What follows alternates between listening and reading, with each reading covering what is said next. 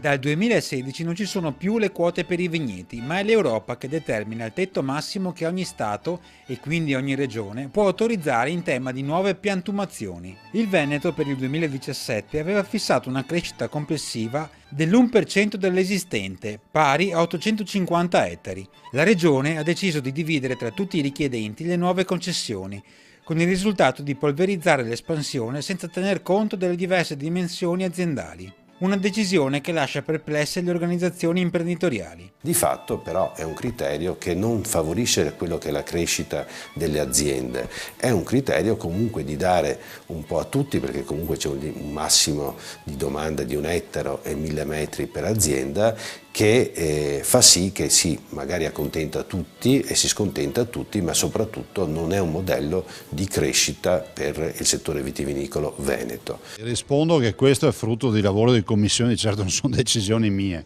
peraltro avrei qualcosa da ridire anche sui continui allargamenti delle zone evitate.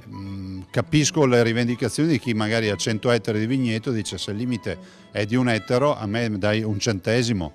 Invece chi ha magari 1 ettaro se ne trova un altro ettaro, per cui raddoppia la superficie. Capisco le rivendicazioni, non è facile far collimare tutto, consideri che di questo sono occupati commissioni, esperti e quant'altro, non di certo la politica.